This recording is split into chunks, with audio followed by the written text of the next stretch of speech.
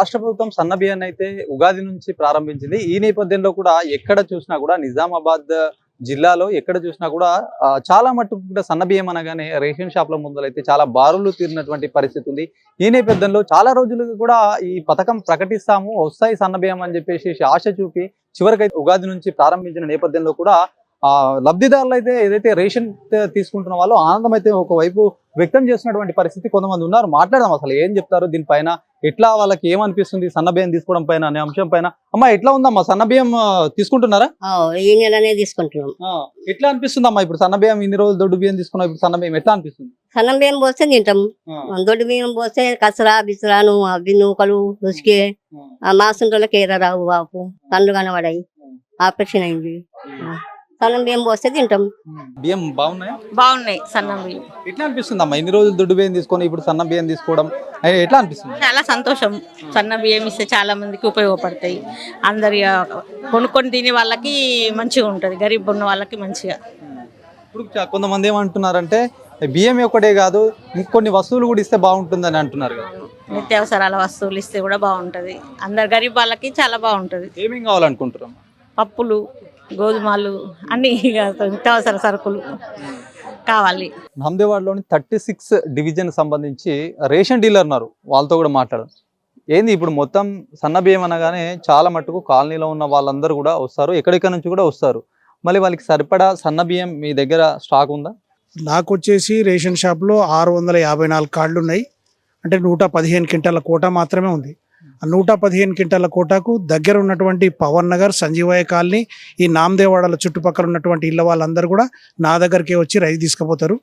ఒకవేళ పక్కనున్న షాప్లో కనుక వాళ్ళు తొందరగా తీస్తే అక్కడ పోయి తీసుకుపోతారు. కాబట్టి నా దగ్గర కొంత స్టాక్ మిగిలిపోయే అవకాశం కూడా, ఎందుకంటే రోడ్ సైడ్లో 2 షాపులు వాళ్ళకు ఓన్ షాపులు ఉన్నాయి రేషన్ డీలర్లకు, ఒకటి 37 ఇంకోటి 19 షాప్.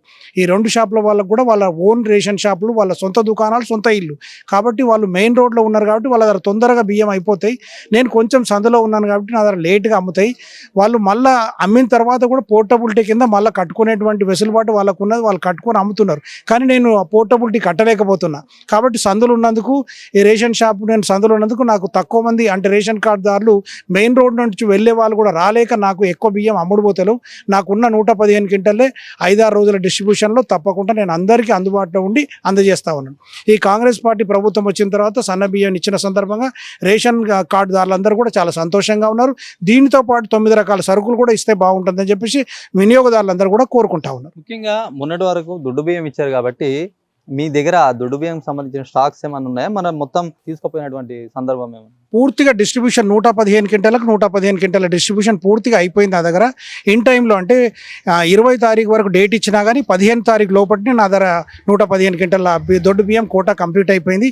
ఈ నెలలో పూర్తిగా మళ్ళీ నాకు రావాల్సినటువంటి 115 క్వింటాల కోట సన్న బియ్యం వచ్చింది, దాన్ని డిస్ట్రిబ్యూషన్ చేస్తూ ఉన్నాను.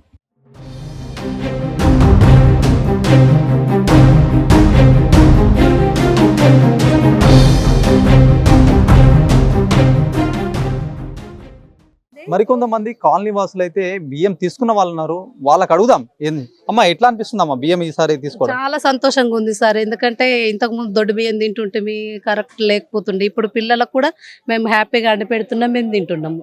బాగుంది సార్.